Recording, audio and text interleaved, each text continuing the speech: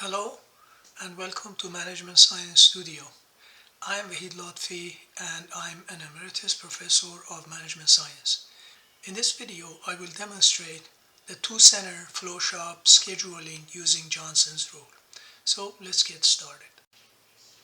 The problem we want to solve is as follows. A set of 8 jobs requires processing through 2 work centers as shown below. Processing times are in minutes. We wish to determine the sequence by which the 8 jobs should be processed such that the total processing time is minimized. So we have 8 jobs, A through H, processing time in center 1 for A is 12 minutes, for A in center 2 is 12 minutes, and so on and so forth. And we wish to solve this problem using Johnson's rule. Here are the Johnson rule steps. First, we select the job with the shortest processing time. If that time is in the work center 1, we assign that job first. Otherwise, we assign that job last, and we break ties arbitrarily. Step 2, we eliminate that job that was just assigned from further consideration. In step 3, we repeat steps 1 and 2 until all jobs are assigned. So I'm going to place the data in a separate worksheet to solve the problem. Here is the worksheet that I am going to use in order to solve this problem. Again, I have copied the jobs and processing time center 1 and center 2. And in this row, I'm going to put in the processing order, jobs 1 through 8, and then put the jobs that are assigned sequentially in this row here. So as we want to apply Johnson's rule, what we do is we look at the shortest processing time. In this case, the shortest processing time is going to be 4 for job C, and that is in center 2. Therefore, job C is assigned last. So we'll just put a C here. And we're going to mark job C as processed, and I'm just going to highlight it with yellow. Next, we look for the next shortest processing time, which is number 5 for job B in center 1, and because 5 is in center 1, job B is going to be assigned first. So we'll put the job B in this cell here. And of course, we have processed job B. Again, we go and look for the next smallest processing time, which is 6 for job F, and that is in center 1. So job F is placed here, and we're going to mark job F as processed. Next, we will look for the next shortest processing time, which is 7, and that belongs to job E, which is in work center 1. So job E goes here, and we are going to mark E as processed. This is followed by 8, which is the next shortest processing time, and that belongs to job D. So D goes first. And we are going to mark this job as processed. Next, the shortest processing time is 9, belonging to job G, and that's the second work center, so G goes last. And we will mark G as processed. This is followed by next shortest processing time, which is 10, and that belongs to job H, and H goes last. And we will mark H as processed. And finally, our last job is A, which we place here. And that constitutes our optimum sequencing of these 8 jobs.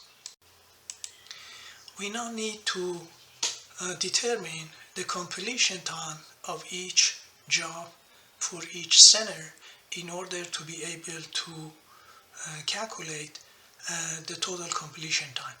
I am going to name these range of cells. First, I'll unmark the cell colors. Next, I am going to name this range of cells as table so that I can just use the VLOOKUP function in a more effective way, as you will see in a few minutes. So to calculate the completion time, I will have a row for center 1, and these will be the process time.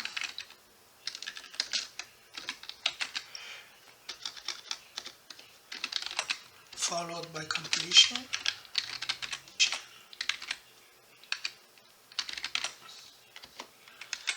Similarly, I will do the same thing for center 2. So let me just copy this and put it down here, and we'll make this center 2. Okay, so we will use the VLOOKUP function to determine the process time for center 1. So this is going to be equal to VLOOKUP, and I want the job B, and the range of time is going to be table, and the process time in center 1 are in column 2 of this table, and you can see that in job B in center 1 requires 5 minutes. I will get rid of the decimal point in just a minute. I can now copy this all the way to the end, and all of the process times are found accordingly. So 5 in center 1 for job B, 6 in center 1 for job F, and so on. Now I can determine the completion time.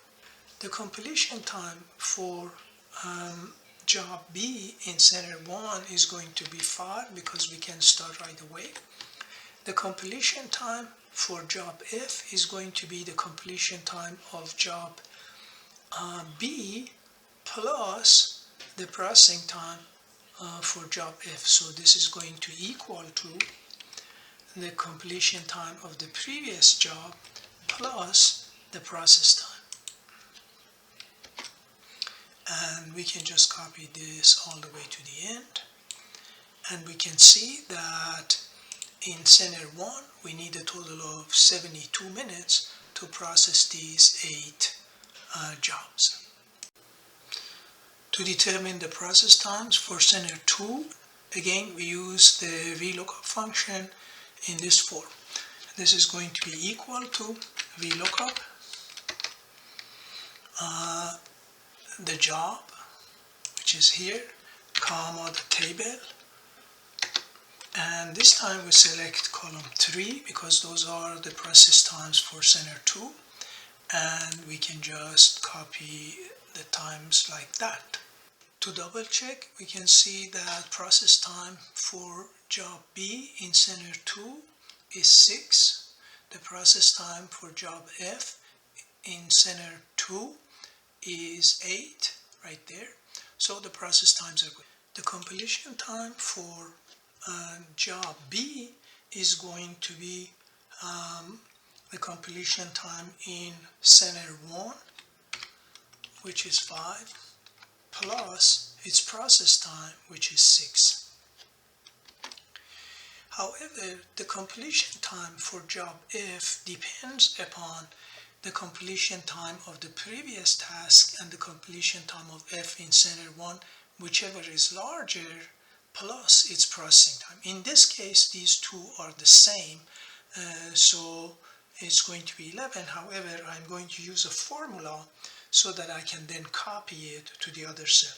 So the completion time for job F in center 2 is going to be equal to the process time, which is that, plus the maximum of the completion time of the previous task and its process time in center 1. So we get 19. Now we can copy this formula all the way to the end.